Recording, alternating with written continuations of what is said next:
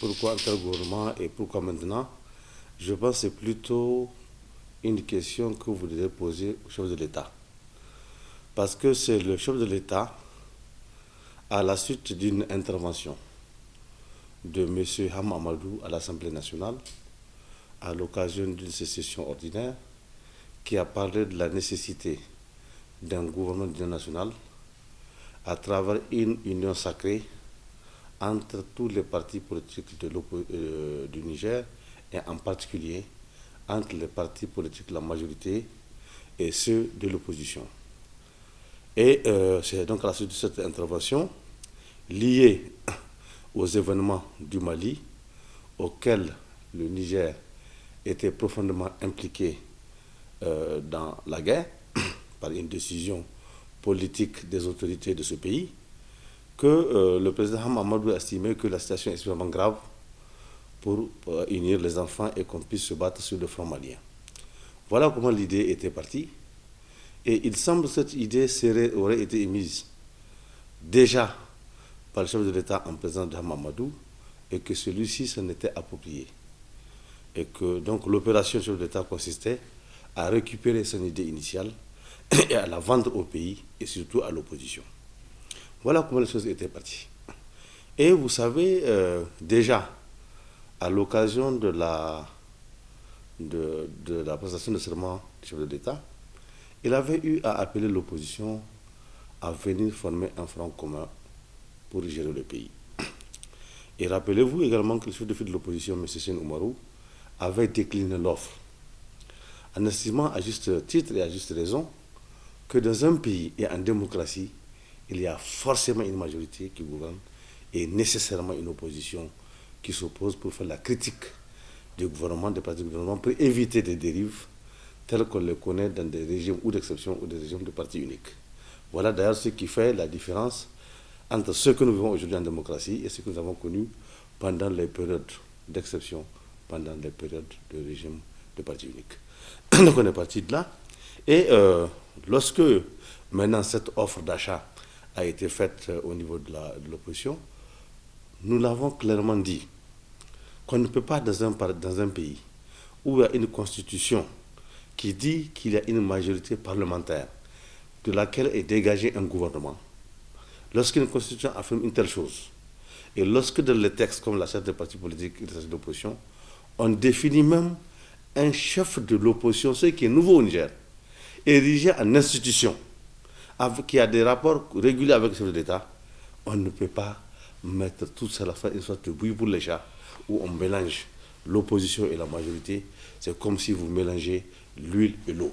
Donc c'est ça qu'on a voulu faire, en dépit des textes qui régissent donc les règles de la République. Ok? Ensuite, le chef de l'État également, à l'occasion de certains des rapports tout à fait déplorables, je dirais pratiquement à la limite de la rupture, entre le PNDS Tareya et le parti Lumana, ou plus clairement d'ailleurs de façon beaucoup prosaïque, entre le président de la République et le président de l'Assemblée nationale, on était arrivé pratiquement où la corde était sur le point de rompre. Et maintenant, qu'est-ce qu'ils ont fait? Chacun a essayé, pour dire vulgairement, de draguer tout simplement l'opposition. Et c'est comme ça que d'une part, Ham Amadou s'est approché de l'arène, et de l'autre côté, le chef de l'État a fait une démarche singulière. Il n'a pas approché l'arène. Il a approché tout simplement le MNSD parce qu'il s'est aperçu que les députés présents à l'Assemblée nationale, plus les députés de Taraya réunis, lui font à peu près 60 députés. Ça lui faisait une majorité confortable et il pouvait gouverner avec le seul MNSD. Et vous allez constater effectivement que toute sa démarche consistait, lui, à rencontrer uniquement Sen Oumarou. Au début, on pensait qu'il rencontrait de l'opposition, et au finish, on s'est aperçu qu'en réalité, il traitait avec Sen Oumarou en tant que président du MNSD pour former avec lui une majorité. Donc l'implication de l'arène s'est faite au moment où pratiquement tout était déjà joué. Mais là aussi, vous allez constater que les choses sont allées un peu vite. Elles sont allées un peu vite à quel moment? C'est lorsque, tout simplement, le chef de l'État s'est rendu compte que Hama Amadou a rencontré M. Maman Ousmane, président de l'ARN, et M. Seyni Omar, chef de file de l'opposition et surtout président du MNSD à Yuri.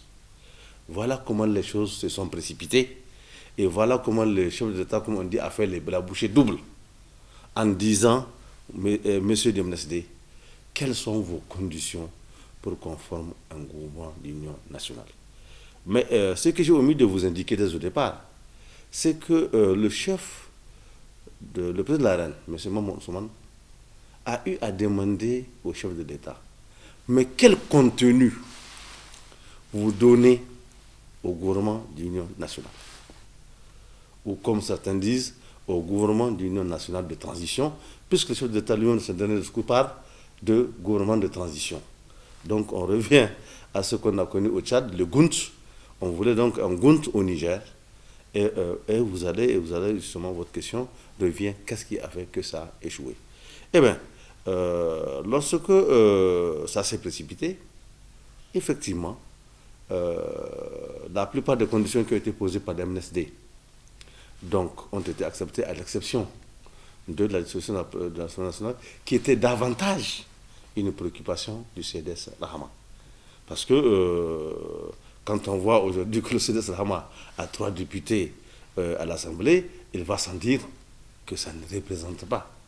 Et ça, je pense que d'autres personnes mieux indiquées que moi l'ont déjà dit, que cette Assemblée-là, elle n'est pas représentative, elle n'est pas crédible. Elle ne peut pas traduire tout simplement la volonté générale du pays. Et personne ne peut le contester. Donc, on est à ce stade-là, lorsque maintenant le chef de l'État a coupé l'herbe sous les pieds de l'Omana. Les relations, les contacts qu'il y avait entre l'ARN, donc le président de l'ARN, le président du MNSD et chef de l'opposition, lorsque cette démarche était engagée, le chef de l'État donc a coupé l'herbe sous les pieds, et puis voilà, très rapidement, en peu de temps. Si vous regardez entre cette rencontre-là et cette décision du MNSD d'aller, parce qu'il faut dire les choses, c'est une décision du MNSD que nous avons validée. Donc, et autant nous que le parti CDS Rahama. Donc nous avons validé. Mais que disait le chef de l'État d'après ce qui nous a été rapporté? Le chef de l'État disait que il faut que tous les partis politiques soient représentés donc à tous les postes. Je dis bien à tous les postes, au prorata de leur voix électorale ou présidentielle. Donc il est tout à fait normal que le MNSD estime qu'étant venu au deuxième tour, avec l'actuel chef de l'État, elle est la deuxième force politique du pays. Il va également de soi que le MANA était la troisième force. CDS, naturellement, par rapport à ce qui s'est passé, est quatrième. Eh bien, que constate-t-on aujourd'hui sur le terrain politique? Celui qui est venu premier aux élections présidentielles et qui est actuellement président de la République, c'est bel et bien le président du PNDS Taraya. Celui qui est venu troisième est actuellement président de l'Assemblée nationale. Mais est-ce que c'est trop lorsqu'on dit qu'il faut partager les postes au prorata, lorsqu'un terme comme ça est utilisé? Je pense qu'il n'y a aucun doute sur la volonté de l'État. C'est que naturellement le deuxième en force, c'est le MNSD, qui est membre de l'ARN. Il va de soi que l'ARN devrait avoir le poste de Premier ministre pour justement redéfinir une nouvelle politique, puisqu'ils sont d'accord pour dire que non, les 3 ans, la Renaissance doivent être mis au placard, doivent être de côté, parce que ce n'est pas le programme, ça va pas être le programme de gouvernement national tel qu'il est défini. Parce que chaque parti politique que vous voyez, parmi ceux que j'ai cités, ont chacun un programme politique. Vous avez d'un côté le MANA, qui est un parti libéral, vous avez CDS, qui est un parti social-démocrate, vous avez le PNDS, qui est un parti socialiste, vous avez une diversité idéologique et une diversité de programmes. Il est nécessaire qu'il faut trouver un programme de gouvernement commun, minimum commun. Et il fallait donc que ce ne soit pas le gouvernement d'un homme ou d'un chef de file d'un parti politique. Et pour cela, lorsque tout était avancé, l'Oumana s'est rendu compte probablement de son côté que tout est compromis. Eh bien, ils ont fait acte de repentance. Ils sont allés chez l'État. Écoutez, nous sommes gentils. Tout ce qui a l'ont entendu là, considérer que c'est des parcours de relations, c'est des litiges qui peuvent arriver entre partenaires. considérez, nous sommes avec vous, nous restons dans la majorité, nous sommes partisans, si nous sommes partisans du gouvernement national, mais nous sommes surtout la majorité parce que c'est grâce à nous que vous servez aujourd'hui pour la République. Et c'était la porte de sortie parce que le chef de l'État avait peur énorme de vivre en cohabitation, donc d'être un président de la République, comme on dit, qui inaugure les chrysanthèmes. Il a décidé donc de retrouver la plénitude de son pouvoir. Il a trouvé donc comme je dirais, l'astuce de dire non. Moi, je ne vous ai jamais promis le poste de Premier ministre. Je vous ai dit, venez entrer avec nous au gouvernement avec ma majorité. Mais diable, comment on peut dire ça? Comment un chef de l'État comme celui-là peut confondre ce qu'on appelle un gouvernement élargi avec un gouvernement d'union nationale? C'est deux choses différentes.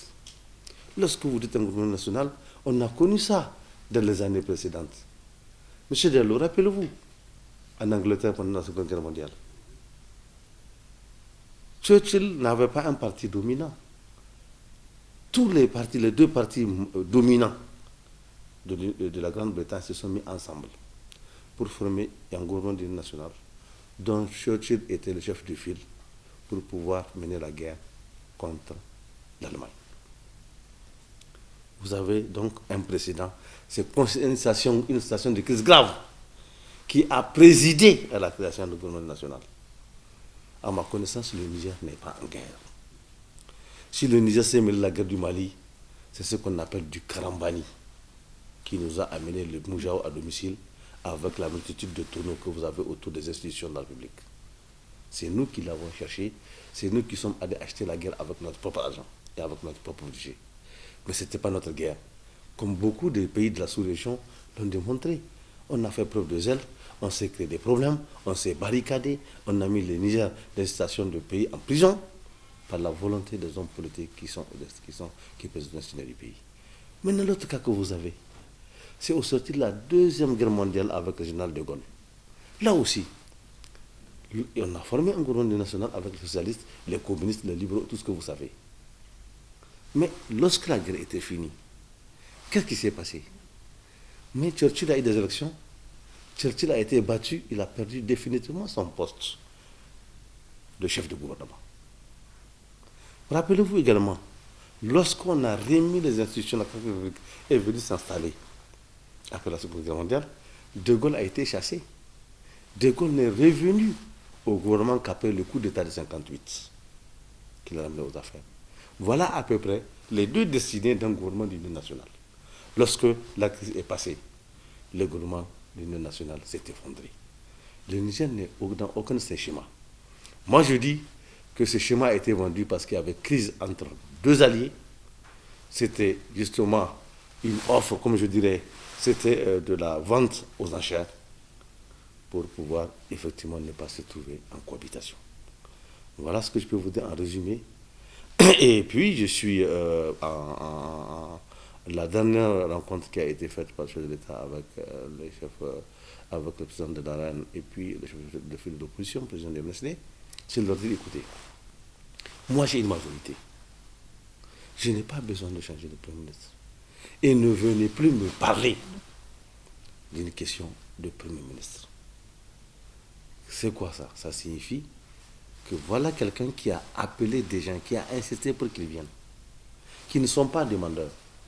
Ils sont venus et il les a humiliés. C'est le propre exemple qu'il faut utiliser. Il les a humiliés en les chassant comme des chiens. En dépit de son discours, je dirais, lénifiant, pour un peu montrer, écoutez, ça n'a pas marché, ce n'est pas ma faute, c'est la faute des autres. Mais comment je peux commettre une faute sur quelque chose que je n'ai pas demandé? Comment je peux commettre une faute sur quelque chose que je n'ai pas souhaité? Comment un homme, un chef de l'État, dit venez?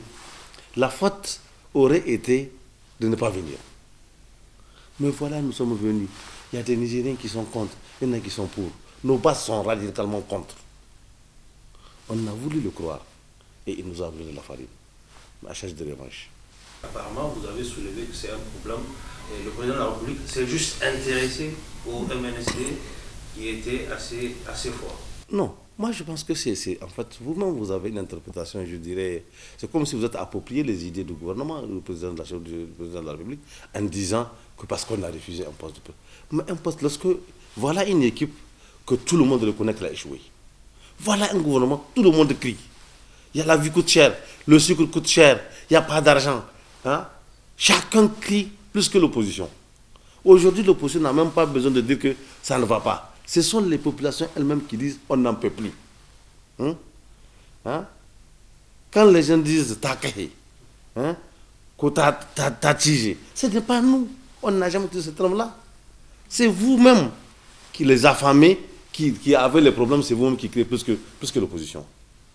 Donc, la question, lorsqu'un gouvernement a échoué, lorsqu'un régime a échoué, qui par nécessité de survie, il fait appel à l'opposition, c'est qu'il faut que l'opposition gère.